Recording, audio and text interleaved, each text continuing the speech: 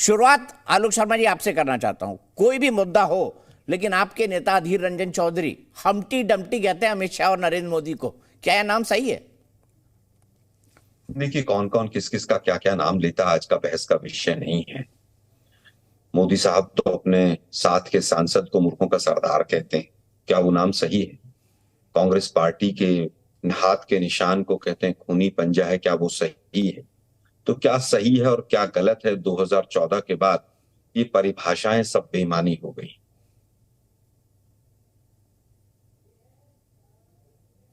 मतलब आप मान रहे हैं कि ये परिभाषाएं बेमानी हो गई हैं? क्या हुआ आलोक भाई आज? देखिए, आप जिस तरह का दीपक भाई स्तरहीन भाषण शुरू हो गए हैं, और खास तौर पर सत्ताधारी दल की तरफ से जिस तरह की सत्ता में बैठने के बाद अहंकार बस जिस तरह की भाषा का उपयोग हुआ है, और केवल भाषणों में, चुनावी रैलियों में नहीं, टीवी की डिबेट्स में भी क्या क्या किस किसने किसके लिए बोला है। हमारे तो एक प्रवक्ता अपनी जान से ही चले गए थे, आपको भी याद होगा, राजीव त्यागी जी। तो जिस तरह का जहर उगलने का काम और तमाम चीजें शुरू हुई हैं, उसकी तुलना अगर करें तो हम्टी डम्टी तो बहुत हल्का लगेगा आपको भी और हमें भी। लेकिन ये जिस तरह का माहौल बना है, ये भारतीय लोकतंत्र के लिए ठीक नहीं। आप दूसरे के चुनावी निशान को खूनी पंजा कहें, कांग्रेस की विधवा कहें, ये ना तो व्यवहारिक लगता है, ना राजनीतिक लगता है, ना एथिकल लगता है, और किसी भी रूप में ये इन तमाम पदों को शोभा भी नहीं देता है। ठीक है, साजिद जी जवाब दे दीजिए, फिर मैं पाकिस्तान और क्यूबा कश्मीर पर आऊंगा। जी, जिस तरह से अधीर रंजन जी ने हम्टी डम्टी कहा है, शायद वो थोड़े कंफ्यूज हैं। शायद वो राहुल गांधी जी को कहना चाह रहे थे हम्टी डम्टी, क्योंकि हम्टी डम्टी एक ही इंसान का नाम था, दो अलग अलग नाम नहीं थे।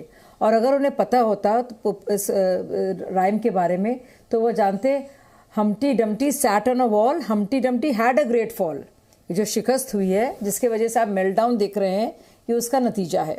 All the king's horses and all the king's men could not put Humpty Dumpty together again. तो कोई ना कोई वजह है ना कि राहुल गांधी बाहर नहीं आ पा रहे हैं, कुछ बोल नहीं पा रहे हैं। आपकी बात पे शाजिया जी आलोक जी मुस्कुरा रहे हैं। आलोक जी दिल की बात कह दी आपने। क्या आलोक जी, तो मेरे ख्याल ये कहने की मैं ले सकता हूँ, दूसरी बात इस बात को कहने की मैं वो ले सकता हूँ आपसे कि देखिए, आलोक जी को भी हम्टी डम्टी राहुल गांधी का नाम सुन के अच्छा लग रहा है।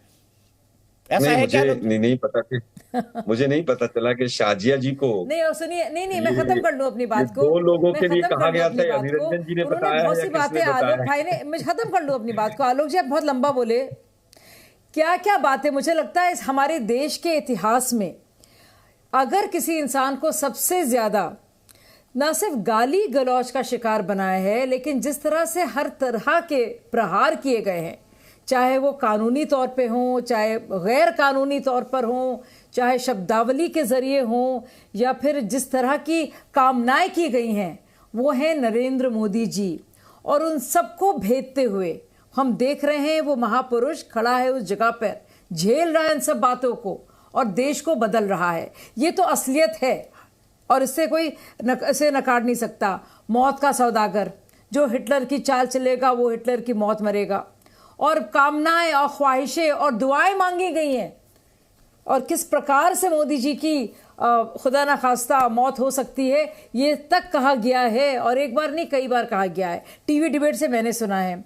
दूसरी बात, हमारे बहुत ही अच्छे साथी राजीव जी जिनका जिक्र किया, तो उसके लिए आप किसको जिम्मेदार ठहराना चाह रहे हैं आलोक जी? मुझे समझ भी नहीं आया आप क्या कहना चाह रहे थे। आप कुछ ऐसा संदेश देना चाह रहे हैं, या कोई हिंट देना चाह रहे हैं कि इसका लेना देना किसी पार्टी से, किसी प्रवक्ता से है, जो जिसकी वजह से इतना दुर्भाग्यपूर्ण और इतना अफसोसनाक मामला हुआ। हमारे भी बहुत अच्छे साथी रहे हैं, अपोजिशन के रहे हैं, कांग्रेस के, लेकिन राजीव भाई बहुत प्रिय थे हमारे। दूसरी बात और ज़रूरी बात, अधीर रंजन चौधरी जी हम्टी डम्टी कह रहे हैं और अमित शाह प्रधानमंत्री जी को कह रहे हैं, और किस संदर्भ में कह रहे हैं। सोचिए, इतनी बड़ी चीज हमारे देश में हुई है, कोई सोच भी नहीं सकता था ये संभव है कि आर्टिकल 370 हटाया जाएगा, जो सब जानते थे, या जानते थे लेकिन मानते नहीं थे कि वो टेम्पररी है, ट्रांजिशनल है, स्पेशल प्रोविजंस के तहत है।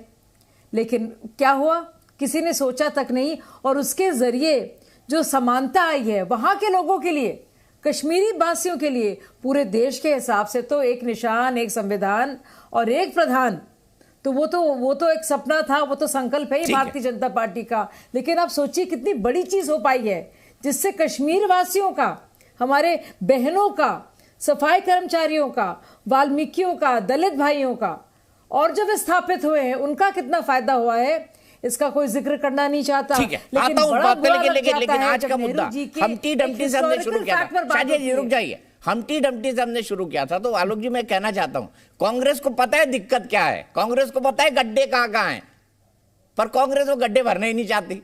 अब भरना क्यों नहीं चाहती है, मेरी भी समझ से बाहर है। ये सही है ना आलोक भाई? 3 राज्यों की हार पर आपकी विशेष टिप्पणी। देखिए, मुझे लगता है अधीर रंजन चौधरी साहब जब भी मुंह खोलते हैं कुछ ऐसा करते हैं जो उनको इतिहास के पन्नों में जो है अमर कर देता है, भले से निगेटिव वे में। राष्ट्रपति कह दिया उन्होंने राष्ट्रपति जी को, मतलब गजब है। ये सांसद है और आपकी पार्टी के नेता हैं और कह रहे मैं तो हिंदी मेरे को आती नहीं, और बाकी जगह बड़े बड़े हिंदी के शब्द बोले थे कि उन्होंने। देखिए दीपक जी, शब्द गलत हमारे मुंह से भी निकल जाता है, कई बार आपके मुंह से भी निकल जाता है। हम भी क्षमा मांग लेते हैं, उन्होंने भी क्षमा मांग ली। लेकिन ये सोचना कि पूरा हिंदुस्तान का लोकतंत्र उस शब्द के ऊपर राष्ट्रपति पद की गरिमा है और तमाम चीजें, छोड़ दीजिए। आज जो हालत है परसेप्शन मैटर्स। आलोक जी, एक रूल आप भी सीख लीजिए वरना दिक्कत हो जाएगी। इन पॉलिटिक्स परसेप्शन मैटर्स, और ये शब्द ही परसेप्शन बनाते हैं, हरकतें ही परसेप्शन बनाती है।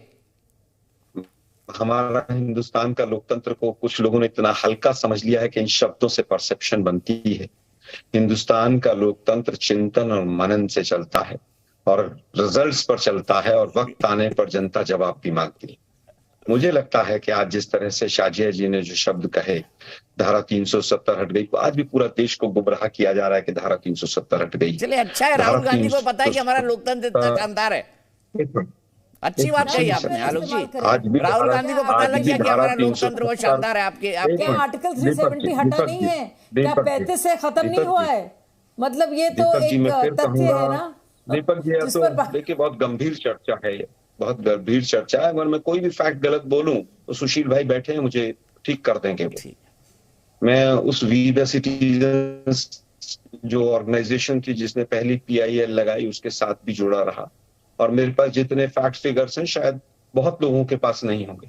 आर्टिकल 370 आज भी हिंदुस्तान का संविधान का हिस्सा है, और जो अमेंडमेंट आया उसमें लिखा है using the powers of article 370 we are making these 2 changes. और उसमें 35A वर्ड भी नहीं है उस ऑर्डिनेंस में। उसमें केवल ये है कि उस समय पर जो कानून बना था वो निरस्त माना जाए, और जो कॉन्स्टिट्यूएंट असेंबली है उसको अब रिप्रेजेंट गवर्नर करेंगे। केवल ये 2 चेंज है, लेकिन दुर्भाग्य है कि झूठ बोला जाता है। आर्टिकल 370 के माध्यम से ही जम्मू कश्मीर जुड़ा हुआ है, इसमें कहीं कोई दो राय नहीं। और उसके बाद ये तो लोग कहते थे बहू लेकर आएंगे। मैं सुशील पंडित भाई से पूछना चाहता हूं कि क्या 15 साल का कैप है कि नहीं डोमिसाइल पे? क्या मैं वहां पर जमीन खरीद सकता हूं कि नहीं खरीद सकता हूं? और अगर आर्टिकल 370 में आपके बदलाव से इतना परिवर्तन आ गया, तो ये परिवर्तन तो बहुत पहले आए। प्रधानमंत्री होते थे वो हटे, हाई कोर्ट, सुप्रीम कोर्ट, पंचायती राज, कंकरेंट लिस्ट, बहुत सारे चेंजेस पहले भी आए। और अमित शाह जी की स्टेटमेंट दे रहा हूं मैं तो कि 36 चेंजेस आप लोगों ने भी किए, उसी तरह के 2 चेंजेस किए। लेकिन मार्केटिंग इनको बहुत अच्छी आती है, हमें नहीं आती है उतनी अच्छी मार्केटिंग। मैं कोई भी फैक्ट गलत बोलूं तो सुशील भाई मुझे रोक सकते हैं। अभी 2 महीने पहले भी 1 सवा महीना 1.5 महीना सुप्रीम कोर्ट में क्या आर्टिकल 370 को हटाने के लिए तमाम केसेस जो चल रहे थे उनकी सुनवाई नहीं थी, और उसमें क्या सरकार को कटघरे में नहीं खड़ा किया गया था। मैं समझता हूं कि सारे फैक्ट्स ऑन रिकॉर्ड। जुलाई में 2016 में जब धारा 370 का केस सुप्रीम कोर्ट में था तो केंद्र सरकार का स्टेटमेंट था we have nothing to do with article 370। अगर मैं एक भी फैक्ट गलत दे रहा हूं तो मैं ऑन रिकॉर्ड सब कुछ बोल रहा हूं। और सुशील भाई